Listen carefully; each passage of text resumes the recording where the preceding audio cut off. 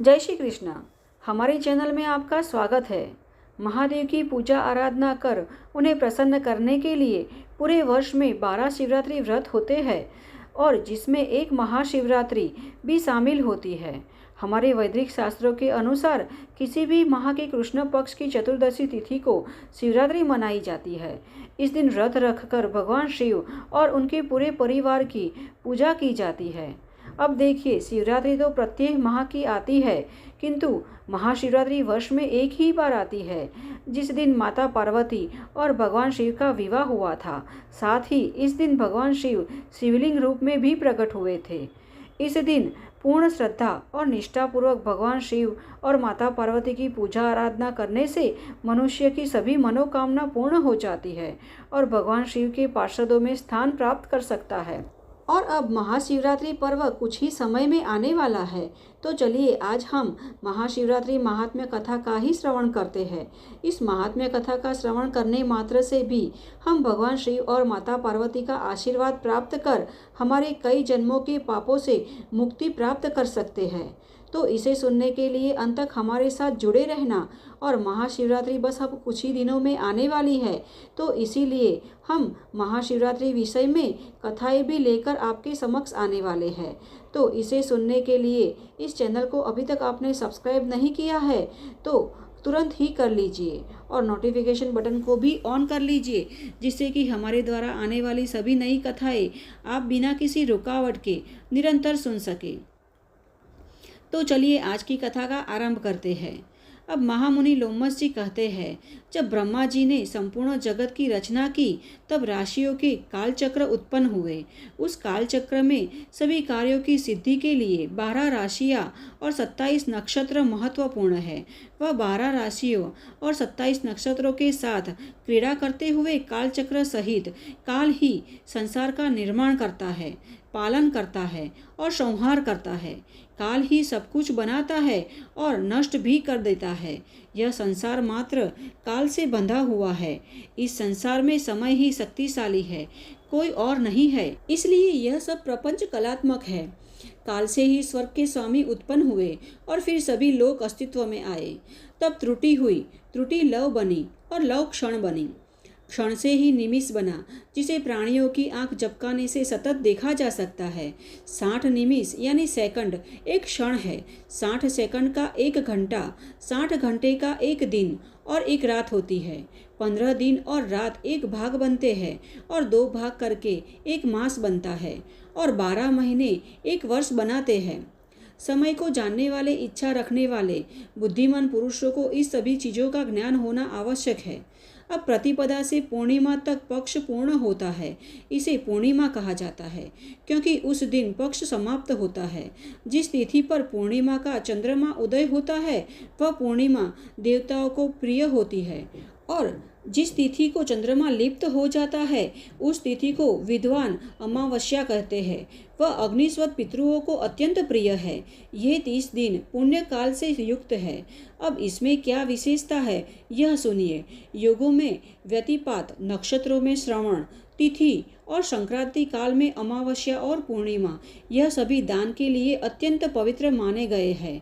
अष्टमी भगवान शंकर को प्रिय है, चतुर्थी गणेश जी को, पंचमी नागराज को, षष्ठी कुमार कार्तिकेय को, सप्तमी सूर्य को, दुर्गा जी को नवमी, ब्रह्मा जी को दशमी, रुद्रदेव को एकादशी, भगवान विष्णु को द्वादशी, कामदेव को त्रयोदशी तथा चतुर्दशी भगवान शिव को विशेष प्रिय है। कृष्ण पक्ष में आने वाली चतुर्दशी तिथि अगर अर्धरात्रि के साथ होती है तो इस दिन सभी को उपवास करना चाहिए। इससे भगवान शिव का सायुज्य प्राप्त होता है। यह शिवरात्रि के नाम से प्रसिद्ध है। यह सभी पापों का नाश करने वाली है और शिवरात्रि के उपलक्ष्य में एक प्राचीन कथा है जिसे भी मैं आज वर्णन कर रहा हूँ।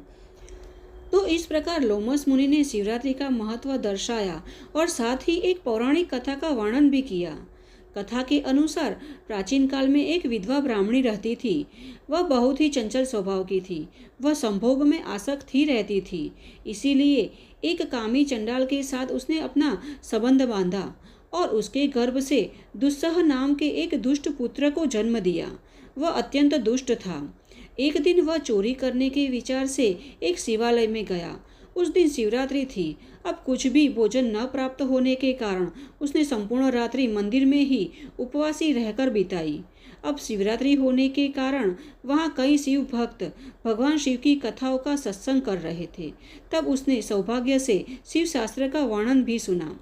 दुष्ट होने के बावजूद भी उसने अनजाने में ही एक रात उपवास किया और शिवरात्रि पर जागरण भी किया।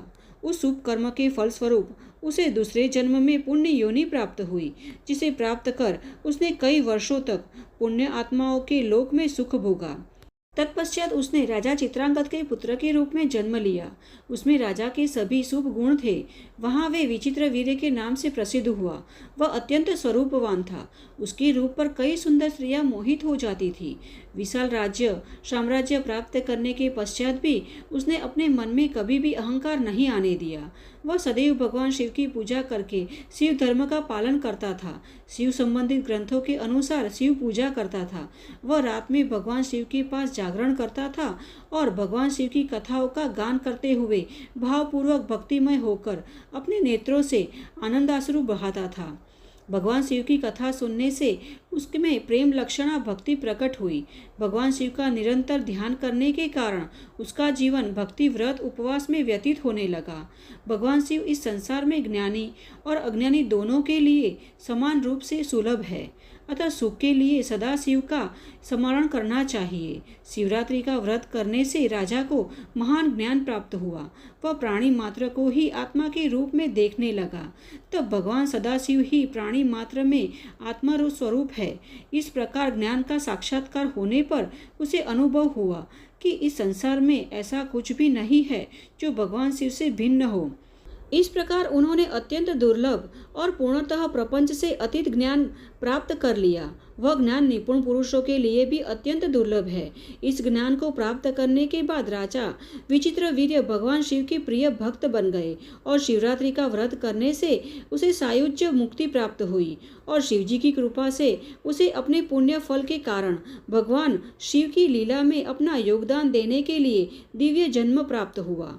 जब शिव जी का वियोग दक्ष पुत्री सती से हुआ था, तब दक्ष को दंडित करने के लिए भगवान शिव ने अपनी जटा से एक लठ को निकालकर भूमि पर पटका था, जिससे वीरभद्र नामक वीर उत्पन्न हुआ, जो राजा विचित्र वीर्य ही है। उन्होंने ही दक्ष के यज्ञ का विध्वंस किया था। इस प्रकार अनेक मनुष्य ने शिवरात्रि व्रत के प्रभाव से ही पूर्व काल में सिद्धियां प्राप्त की है। राजा भरत आदि तथा मांधाता, धुंधुमार तथा हरिश्चंद्र आदि राजाओं ने भी यह उत्कृष्ट शिवरात्रि व्रत का पालन करके ही सिद्धियां प्राप्त की है। इतना ही नहीं, इस श्रेष्ठ व्रत का पालन करके ही कई कुलों का उद्धार हो चुका है, जिनकी गणना भी नहीं की जा सकती।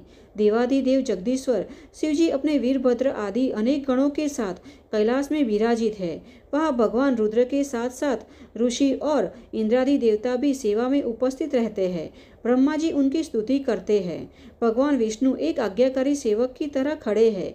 इंद्र सभी देवताओं के साथ सेवा धर्म का पालन करते हैं। चंद्रमा भगवान के मस्तक पर छत्र धारण करते हैं और वायुदेव चामर गिराते हैं। साक्षात अग्निदेव तो उनके पक्षशास्त्री यानी रसोईया है। स्वर्ग के गंधर्व उनके दरबार में उनकी स्तुति गाते रहते हैं। इस प्रकार भगवान महेश्वर अपनी गौरवशाली पुत्र गणेश और कार्तिकेय और महारानी गिरजानंदिनी उमा के साथ महान पराक्रम का परिचय देते हुए कैलाश पर्वत पर शासन करते हैं।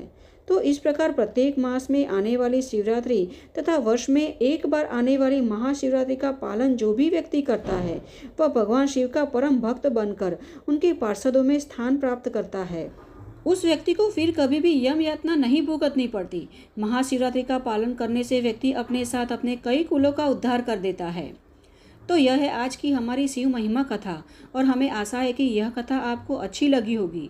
अगर अच्छी लगी है तो एक लाइक अवश्य करना, क्योंकि आपका एक लाइक हमें ऐसी ही वैदिक और प्रमाणभूत कथाओं का प्रचार करने में प्रोत्साहित करता है। और हाँ, महाशिवरात्रि बस अब कुछ ही दिनों में आने वाली है, तो इसलिए हम महाशिवरात्रि के पर्व के उपलक्ष्य में भगवान शिव और माता पार्वती की कथाएं भी आपके समक्ष लेकर आने वाले हैं। तो बिना मिस किए इस कथाओं को भी सुनना और इस कथा को अपने मित्र और परिवार में भी शेयर करना, जिससे कि उन्हें भी यह कथाएं सुनने का लाभ और पुण्यफल प्राप्त हो सके। तो चलिए महाशिवरात्रि महिमा के अगले अध्याय के साथ फिर से मिलते हैं। जय श्री कृष्ण।